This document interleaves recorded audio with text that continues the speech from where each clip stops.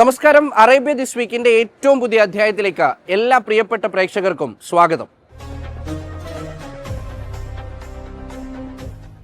മാനത്ത് പിറ കണ്ടു. വിശ്വാസികളിൽ സന്തോഷമേകി വിശുദ്ധ ഹജ്ജും ബലിപെരുന്നാളും കടന്നു വരികയാണ്. ആദ്യം ഹജ്ജിന്റെ വിശേഷങ്ങൾ കാണാം. ലബ്ബൈക അല്ലാഹുമ്മ ലബ്ബൈക ലബ്ബൈക ലാ ശരീക ലക ലബ്ബൈക ഇന്നൽ ഹംദ വന്നിഅമത ലക വൽ മുൽക് ലാ ശരീക ലക.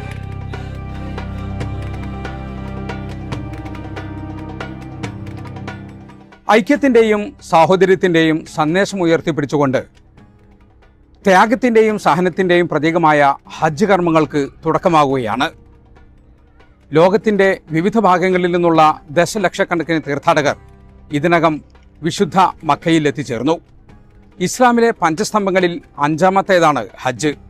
അതായത് ബുദ്ധിയും വിവേകവും സാമ്പത്തികമായും ശാരീരികമായി ശേഷിയുമുള്ള എല്ലാ മുസ്ലിങ്ങൾക്കും ഒരിക്കലെങ്കിലും ജീവിതത്തിൽ ഹജ്ജ് കർമ്മം നിർബന്ധമാണ്.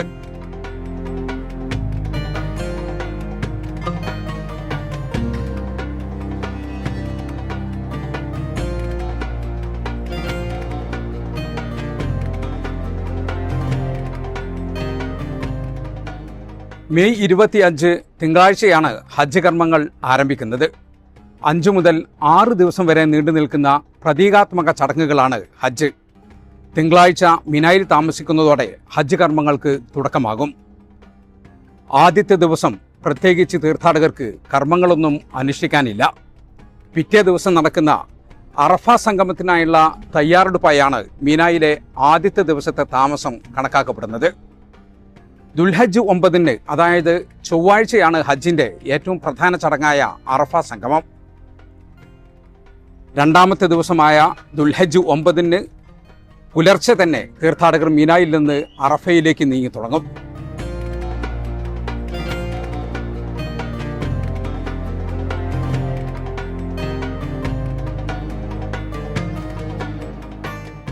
ദുൽഹജ്ജ് 9 പകൽ മുഴുവൻ തീർത്ഥാടകർ അറഫയിൽ സംഗമിക്കും. അന്ന് രാത്രി മുസ്ദലിഫയിലേക്ക് നീങ്ങുന്ന തീർത്ഥാടകർ മുസ്ദലിഫയിലെ തുറന്ന മൈതാനത്താണ് താമസിക്കുക. മീനായിലും അറഫയിലും തീർത്ഥാടകർക്ക് തങ്ങാൻ വിശാലമായ ടെന്റ് സൗകര്യമുണ്ടെങ്കിലും മുസ്ദലിഫയിൽ അങ്ങനെയുള്ള ഒരു സൗകര്യവുമില്ല. ഉള്ളവനും ഇല്ലാത്തവനും കറുത്തവനും വെളുത്തവനും ഒരേ മന്ത്രധ്വനികളുമായി ഒരേ വേഷവിധാനത്തോടുകൂടി മുസ്ദലിഫയിലെ തുറന്ന മൈതാനത്ത് താമസിക്കുക എന്നതാണ് പ്രധാനപ്പെട്ട കർമ്മങ്ങളിൽ ഒന്ന്. ദുൽഹജ്ജ് 9 കഴിയുന്നതോടെ ദുൽഹജ്ജ് 10 അതായത് ബുധനാഴ്ച രാവിലെ തീർത്ഥാടകർ അടുത്ത കർമ്മങ്ങൾക്ക് വേണ്ടി മീനായിലേക്ക് നീങ്ങും. ദുൽഹജ്ജ് 10 മീനായിലെ ജംറകളിൽ കല്ലേർ കർമ്മം ആരംഭിക്കുന്നത്.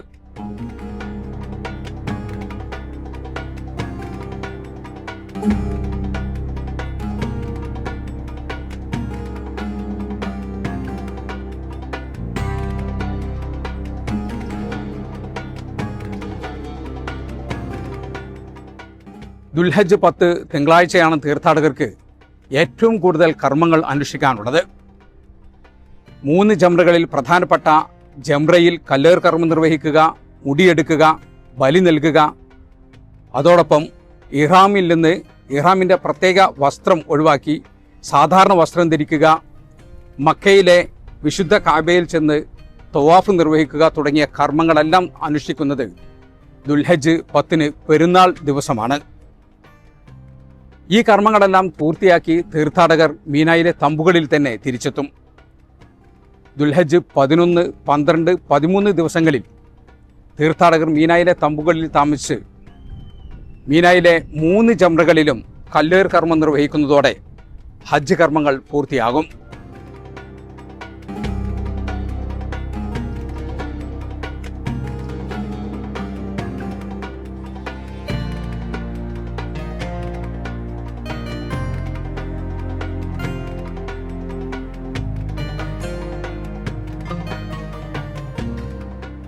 മുൻ വർഷങ്ങളിലൊന്നും കാണാത്ത രീതിയിലുള്ള സുരക്ഷാ സന്നാഹമാണ് ഇത്തവണ മക്കയിലും പരിസര പ്രദേശങ്ങളിലും കാണുന്നത്.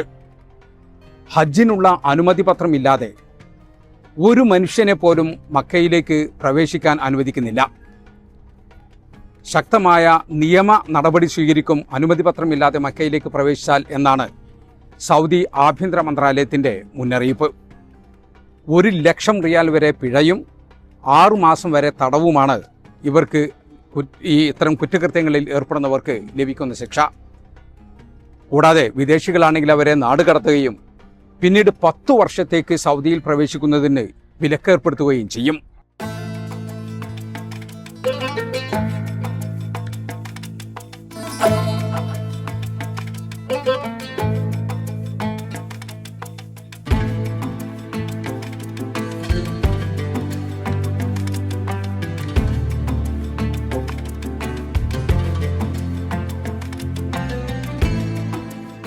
ഹജ്ജിന്റെ കർമ്മങ്ങളിലേക്ക് ലോകം കടക്കുകയാണ്. വളരെ പ്രധാനപ്പെട്ട ദിവസങ്ങളാണ് ഇനി വരാനുള്ളത്. ദുൽഹജ്ജ് 8, 9, 10 ദിവസങ്ങളൊക്കെയും വളരെ പ്രധാനപ്പെട്ട ദിവസങ്ങളാണ്. ദുൽഹജ്ജ് 8-ന് ഹാജിമാരുടെ സംഘം അവരുടെ മക്കയിലെ പ്രാഥമികമായ കാര്യങ്ങളൊക്കെയും പൂർത്തീകരിച്ച് ഹജ്ജിന്റെ മർമ്മപ്രധാനമായ ചടങ്ങുകളിലേക്ക് കടക്കുന്നു. ദുൽഹജ്ജ് 8-ന് അവർ മിനയിലേക്ക് എത്തിച്ചേരുന്നു. ദുൽഹജ്ജ് 9-ന് ഹജ്ജിന്റെ ഏറ്റവും മർമ്മപ്രധാനമായ അറഫ സംഗമമാണ്. അൽ ഹജ്ജു അറഫ. ഹജ്ജ് അറഫയാണെന്നാണ് പ്രവാചക വചനം. ഹാജിമാരുടെ സംഘം അറഫയെ ലക്ഷ്യം വെച്ചുകൊണ്ട് ദുൽഹജ്ജ് 9-ന് എത്തിച്ചേരുന്നു. അവിടെ സൃഷ്ടാവിലേക്ക് ആരാധനകൾ അർപ്പിച്ച് അർത്ഥിച്ച് പ്രാർത്ഥിച്ച് അവർ ആ പകൽ മുഴുവൻ അറഫയിൽ ചെലവഴിക്കുന്നു.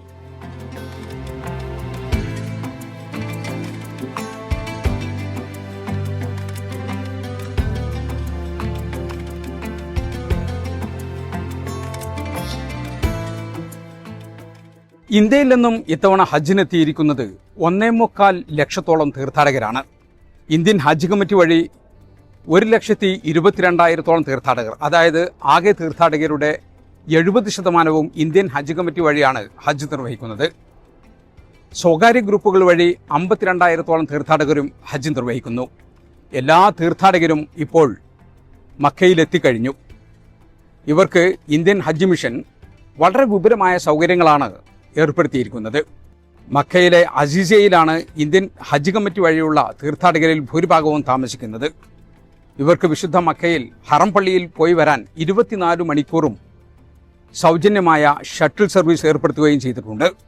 ഇത്രയും ആളുകളെ ഉൾക്കൊള്ളാൻ വേണ്ടിയിട്ടുള്ള സൗകര്യങ്ങൾ വളരെ ആശ്വാസകരം തന്നെയാണ്. പിന്നെ നമ്മൾ ഉദ്ദേശിച്ച ചൂട് ആയതുകൊണ്ട് ഈ മുകളുടെ ഭാഗത്ത് ഇരിക്കാൻ പറ്റില്ല എന്നാണ്. അതിനൊക്കെ സൗകര്യങ്ങൾ ഏർപ്പെടുത്തിക്കൊണ്ട് നല്ല സംവിധാനങ്ങൾ ചെയ്തിട്ടുണ്ട്. നല്ല സൗകര്യങ്ങൾ ഗവൺമെന്റിനുള്ള സൗകര്യങ്ങളൊക്കെ ചെയ്തുകൊണ്ട് വല്ല കുഴപ്പമില്ലാതെ പോകുന്നുണ്ട്. ബസ്സൊക്കെ ഇഷ്ടം പോലെ അല്ലേ. പിന്നെ KMCCന്റെ പിന്നെ വെള്ളം കാര്യങ്ങളൊക്കെ സൗകര്യങ്ങൾ പെടുത്തുന്നുണ്ട്. വളണ്ടിയർ സിസ്റ്റം പോലെ അല്ലേ. അൽഹംദുലില്ലാ, പരിശുദ്ധ ഹജ്ജ് കർമ്മത്തിന് വന്നതാണ്. നമ്മൾ താമസിക്കുന്നത് പിന്നെ അസീസിലാണ്. അസീസ് 815 റൂമിലാണ് നമ്മൾ ഉള്ളത്. എല്ലാ ദിവസവും റൂമിന്റെ താഴത്ത് പിന്നെ ബസ് ഉണ്ട്. 24 hours ചാലുവാണ് ബസ്. അത് വന്ന് മസ്കൂത്ത് എന്ന സ്ഥലത്തേക്ക് കൊണ്ടിറക്കും. ഇവിടുന്ന് വീണ്ടും അറമിലേക്ക് കൊണ്ടുപോകുന്നതാണ്. എല്ലാ സൗകര്യങ്ങളും അൽഹംദുലില്ലാ ഇവിടെ ഉണ്ട്. അതുപോലെ സന്നദ്ധ സംഘടനയായ KMCCയും അതുപോലെ തന്നെ RSCയും വിക്കാറ്റിയും ഒക്കെയും എല്ലാ രീതിയിലുള്ള പിന്നെ സഹായ സഹകരണങ്ങൾ ചെയ്യുന്നുണ്ട്.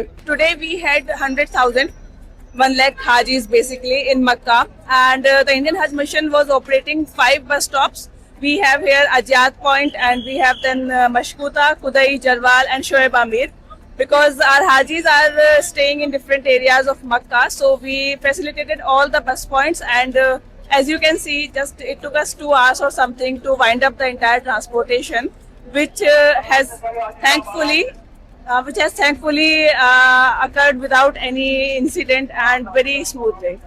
എല്ലാ വർഷത്തെ പോലെ വിശുദ്ധമായ ഹജ്ജിനെത്തുന്ന ഹാജിമാരെ സേവിക്കാൻ വേണ്ടി ICF RSC വോളണ്ടിയർ വിങ് മക്കയിൽ സജ്ജമാണ്.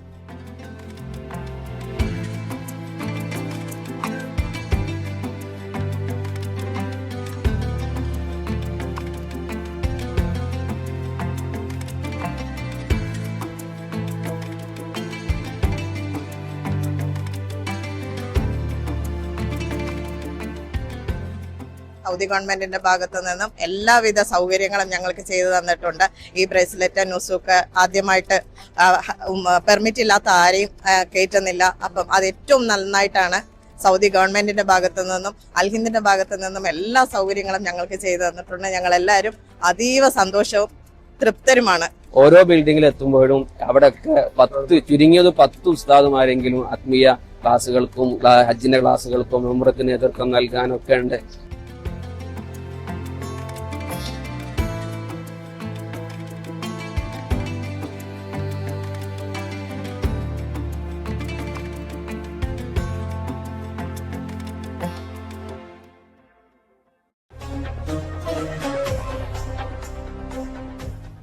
അറേബ്യ ദിസ് വീക്കിൽ ഇനി നമ്മൾ പരിചയപ്പെടാൻ പോകുന്നത് കേരളത്തിൽ നിന്നുള്ള ഒരു മ്യൂസീഷ്യനെയാണ്.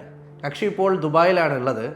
എന്തായാലും ആള് മലയാളത്തിലൊന്നുമല്ല പാട്ട് പാടുന്നതും എഴുതുന്നതുമൊക്കെ ഇംഗ്ലീഷിൽ പാട്ട് പാടി എഴുതി ഏതാണ്ട് ദുബായിൽ വളരെയധികം പ്രസിദ്ധി ആർജിച്ചൊരു വ്യക്തിയാണ് പരിചയപ്പെടാൻ പോകുന്നത്. VC Abraham sir. ഇപ്പോൾ കേരളത്തിൽ നിന്ന് ഇവിടെ എത്തി ഇത്തരത്തിൽ ഇംഗ്ലീഷിൽ പാട്ടുകൾ എഴുതുകയാണ്. സാറിന് പ്രത്യേകിച്ച് ശ്രദ്ധിച്ചത് ഇത്തവണ നമ്മുടെ ഹൈനസിനെ കുറിച്ചുള്ളൊരു പാട്ട് എഴുതിയിട്ടുണ്ട്.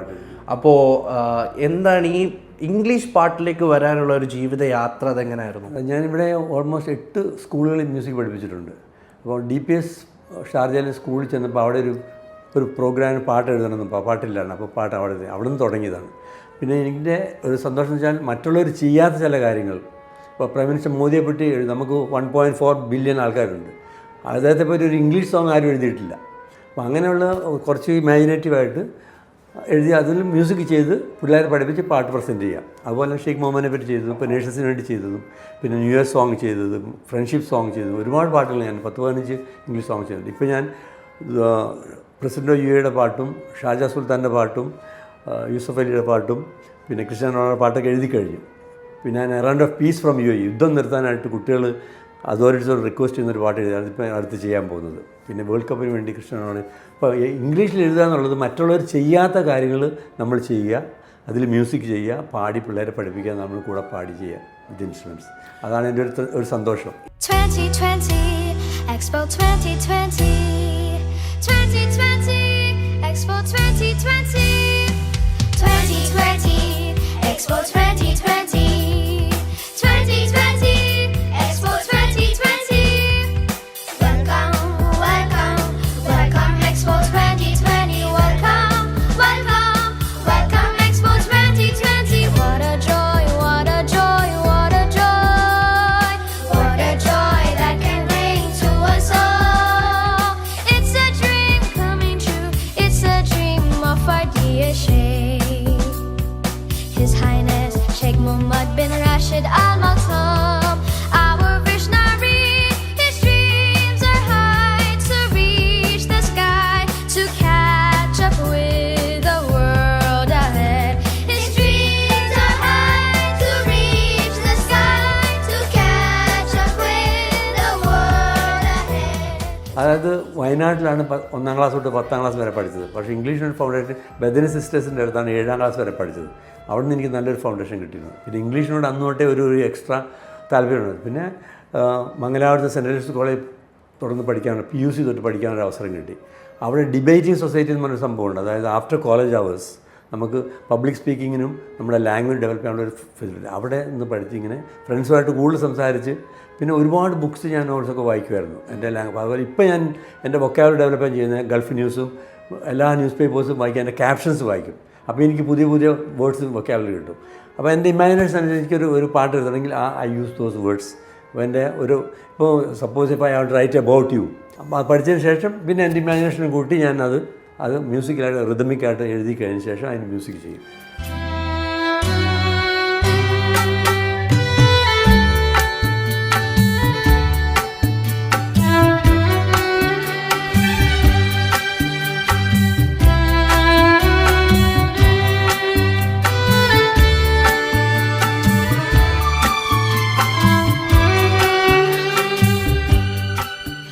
ഞാൻ ഷെയ്ഖ് മുഹമ്മദിന് വേണ്ടി 3 നല്ല പാട്ട് വെച്ചൊരു ഡയറി എഴുതി വെച്ചിട്ടുണ്ട്. ഞാൻ കാണിച്ചു തരാം. അത് ജുവൽ ഓഫ് UAE എന്ന് എഴുതിയിട്ടുണ്ട്, the boy with the falcon എഴുതിയിട്ടുണ്ട്, and 8th wonder of the world. അതാണിപ്പോൾ ഞാൻ പാട്ടായിട്ട് ചെയ്തത്. അപ്പോൾ ആ ഡയറി ഞാനൊരു ഗോൾഡൻ ലെറ്ററിൽ എഴുതി വെച്ചിട്ട് ഞാനിപ്പോൾ കാണിച്ചു തരാം. അത് എന്തെങ്കിലും ഒരു അവസരത്തിൽ പുള്ളിയെ കാണാൻ കിട്ടിയാൽ അത് പുള്ളിക്ക് പ്രസൻറ്റ് ചെയ്യാൻ വേണ്ടിയിട്ട്.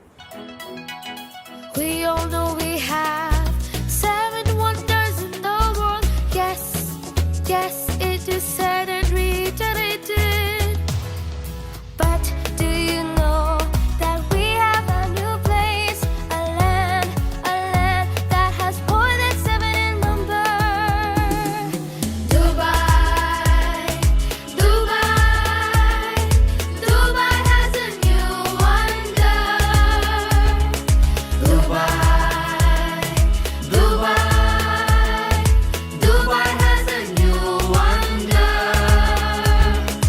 Less we can see, less we can see. അതായത് ഓൾമോസ്റ്റ് 22 years ആയി ഇപ്പോൾ ഇവിടെ. ആദ്യം ട്യൂണിസം ഇൻസ്റ്റിറ്റ്യൂട്ട് ഉണ്ടായിരുന്നു. അപ്പോൾ ഞാൻ ഓൾമോസ്റ്റ് കലാമണ്ഡലത്തിൽ പഠിപ്പിച്ചിട്ടുണ്ട്, കലാഭവനിൽ പഠിപ്പിച്ചിട്ടുണ്ട് ഇവിടെ.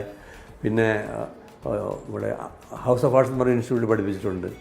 പിന്നെ എൻ്റെ സ്വന്തം തുടങ്ങിയ ഇൻസ്റ്റിറ്റ്യൂട്ടാണ് ട്യൂണിസം. പിന്നെ ഇപ്പോൾ ഇവിടെ ഈ ഫാൽക്കൺ ആർട്സ് തുടങ്ങിയത്.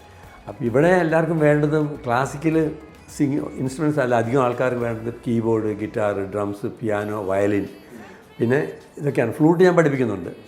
അപ്പോൾ വെസ്റ്റേൺ മ്യൂസിക്കാണ് കൂടുതൽ ഗ്രൂപ്പായിട്ട് വായിക്കാൻ എളുപ്പം. വെസ്റ്റേൺ മ്യൂസിക്കാണ്. ക്ലാസിക്കലാകുമ്പോൾ പേഴ്സണൽ ഡെവലപ്മെൻറ്റാണ് അധികം. ഗ്രൂപ്പാകുമ്പോൾ കീബോർഡാണെങ്കിലും വയലിനാണെങ്കിലും 10 പേര് ഒരുമിച്ച് പഠിപ്പിക്കുമ്പോൾ 10 പേർക്ക് ഒരുമിച്ച് വായിക്കാൻ പറ്റും. ഇന്ന് വയലിനാകുമ്പോൾ വെസ്റ്റേൺ നൊട്ടേഷൻ ആകുമ്പോൾ ഇൻ്റർനാഷണൽ ലാംഗ്വേജാണ് പഠിപ്പിക്കുന്നത്. ഇപ്പോൾ ഇത് നൊട്ടേഷനൊക്കെ എഴുതി വെച്ചിട്ടുണ്ട്.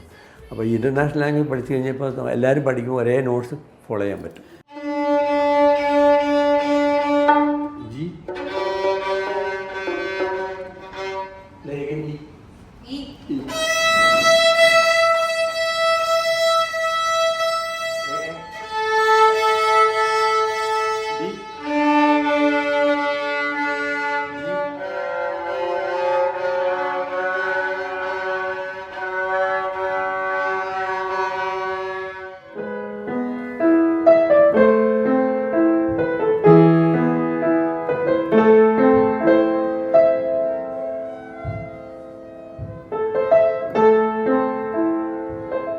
മലയാളം കുറച്ച് പാട്ടുകൾ മലയാളം പാട്ടുകളൊക്കെ കൊടുക്കും.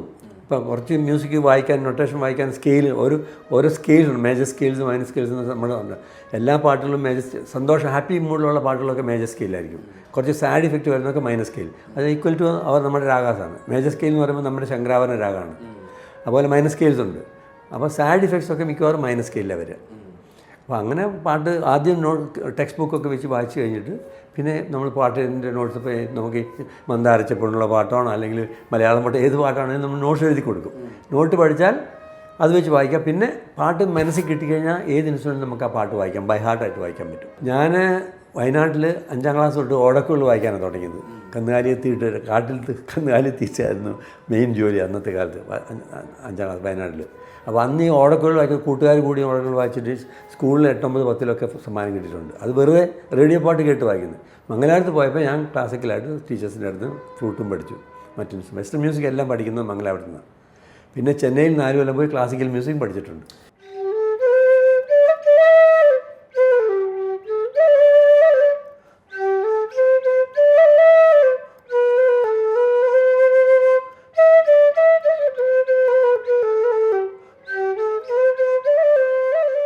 ഇപ്പോൾ മ്യൂസിക്കിൻ്റെ എന്ന് വെച്ചാൽ നമുക്ക് എന്ത് ടെൻഷൻ ഉണ്ടെങ്കിലും നമ്മളൊരു ഗിറ്റാർ എടുത്തുകൊണ്ട് വായിച്ചിരിക്കുക, അല്ലെങ്കിൽ ഒരു വയലിനെടുത്ത് വായിക്കുക, അല്ലെങ്കിൽ ഫ്ലൂട്ട് വായിക്കുക, ഇൻസ്ട്രുമെൻറ്റ് ഏത് വായിച്ചാലും എനിക്ക് എല്ലാ ഇൻസ്ട്രുമെൻറ്റും വായിച്ചു കഴിഞ്ഞാൽ നമ്മുടെ എല്ലാ ടെൻഷനും അങ്ങ് പോയി പോകും. പിന്നെ ഞാൻ ജീസസ് മൈ സേവിയർ എന്നൊരു പാട്ട് ഒരു പ്രെയർ പോലെ കൊറോണ സമയത്ത് ചെയ്തിരുന്നു. That's A prayer. എൻ്റെ കുട്ടികളെ കൂടി ഞാനും പാടിയിട്ടുണ്ട്. That is A prayer that I M A Catholic. എൻ്റെ വിശ്വാസം ദൈവത്തിന് എല്ലാ കഴിവുകളുണ്ടല്ലോ, എല്ലാ സുഖങ്ങളും ദൈവം അറിയാണ്ടൊരു കാര്യങ്ങളും നടക്കില്ല. അങ്ങനെ വിശ്വസിക്കുന്ന ആളാണ് ഞാൻ. അതുകൊണ്ട് ഈ വെസ്റ്റേൺ മ്യൂസിക്, കർണാടിക് മ്യൂസിക്കും വെസ്റ്റേൺ പഠിച്ചതുകൊണ്ട് എനിക്ക് മ്യൂസിക് കമ്പോസ് ചെയ്യാനായിട്ട് കുറച്ചും കൂടെ എളുപ്പമായിട്ടും.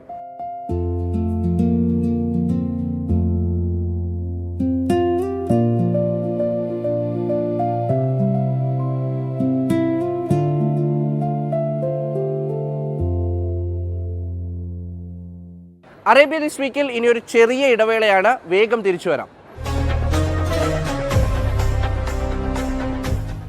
തൻ്റെ അവസാന യാത്രയിൽ 2 പേർക്ക് കൂടി ജീവൻ പകുത്തു നൽകി മടങ്ങിയ ഒരമ്മയുടെ കഥയാണിനി. മലയാളിയാണ്, ദുബായിൽ വിസിറ്റിംഗ് വിസയ്ക്ക് വന്നയാളാണ്. ജീവിതത്തിലേറ്റ ഒരു ആഘാതത്തിൽ നിന്ന് കരകയറാനായി ദുബായിലെത്തിയ ജസീന്ത എന്ന അമ്മ.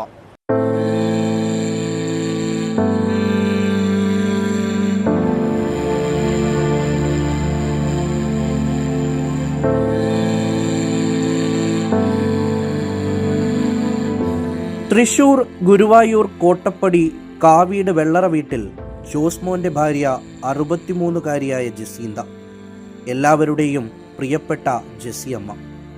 3 വർഷം മുൻപ് ജീവന്റെ പാതിയായ ജോസ്മോൻ ജസിയോട് വിട പറഞ്ഞു. ഭർത്താവിന്റെ മരണമുണ്ടാക്കിയ ആഘാതം അമ്മയെ തളർത്തി. ശേഷം ദുബായിലുള്ള മകൾ ബ്രിറ്റിക്കൊപ്പമായി താമസം. കഴിഞ്ഞ ദിവസം വീട്ടിൽ വെച്ച് കുഴഞ്ഞു വീണു. ആശുപത്രിയിലെത്തിച്ചപ്പോഴേക്കും മസ്തിഷ്ക മരണമുണ്ടായി. പിന്നാലെ മക്കളും മരുമക്കളും ചേർന്ന് ആ തീരുമാനമെടുത്തു. തങ്ങളുടെ പ്രിയപ്പെട്ട അമ്മയുടെ വിയോഗം തീരാ നോവാകുമ്പോഴും മറ്റ് 2 കുടുംബങ്ങളിൽ ആശ്വാസമെത്തിക്കുന്ന വലിയ തീരുമാനം. മമ്മി റെസ്പോണ്ടൊന്നും ചെയ്യാതെ ആയപ്പം മമ്മിനെ വെന്റിലേറ്ററിലാക്കി. അങ്ങനെ വെന്റിലേറ്ററിലാക്കിയപ്പോൾ തന്നെ മമ്മി DHA മോണിറ്റേർഡ് ആയിരുന്നു. അങ്ങനെ ഡോക്ടർമാർ ഞങ്ങളുടെ അടുത്ത് പറഞ്ഞു മമ്മീനെ കിട്ടാനുള്ള സാധ്യത, തിരിച്ചു കിട്ടാനുള്ള സാധ്യത വളരെ കുറവാണ്. അങ്ങനെ DHA മമ്മിയുടെ ബ്രെയിൻ സ്റ്റെം ഫങ്ഷനിങ് ടെസ്റ്റ് നടത്തി. ടെസ്റ്റിൽ പോസിറ്റീവായിരുന്നു. മമ്മിയുടെ ബ്രെയിൻ ഡെത്തായെന്ന് അവർ ഡിക്ലെയർ ചെയ്തു. ഓണർ വാക്ക് എന്ന പേരിലുള്ള ബഹുമാന സൂചകമായ യാത്രയയപ്പ് നൽകിയാണ് ജസീന്തയെ ആശുപത്രിയിൽ നിന്ന് യാത്രയാക്കിയത്. ജസീന്തയുടെ വൃക്കകളും കരളും മറ്റ് 2 പേർക്കായി നൽകി. മൃതദേഹം വീട്ടിലെത്തിച്ച് സംസ്കരിച്ചു. UAE നിയമപ്രകാരം മസ്തിഷ്ക മരണം സംഭവിച്ച വ്യക്തിയുടെ അടുത്ത ബന്ധുക്കളുടെ പൂർണ്ണ സമ്മതത്തോടെ മാത്രമേ അവയവദാനം സാധ്യമാകൂ. മരണാനന്തരം അവയവങ്ങൾ ദാനം ചെയ്യാൻ താൽപ്പര്യമുള്ള ഏതൊരാൾക്കും ഹയാത്ത് ആപ്പിലോ വെബ്സൈറ്റിലോ മുൻകൂട്ടി രജിസ്റ്റർ ചെയ്യാൻ അവസരമുണ്ട്. സന്ദർശക വിസയിലെത്തി ഒരു മലയാളി അവയവദാനം നടത്തുന്നതും അപൂർവമാണ്.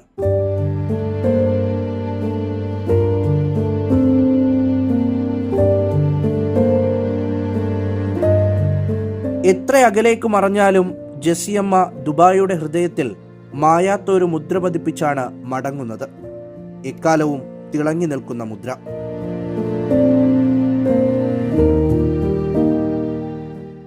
അറേബ്യ ദിസ് വീക്കിന്റെ ഈ അധ്യായം ഇവിടെ പൂർത്തിയാകുന്നു. അടുത്തയാഴ്ച ഇതേ ദിവസം ഇതേ സമയം കാണാം. Good bye.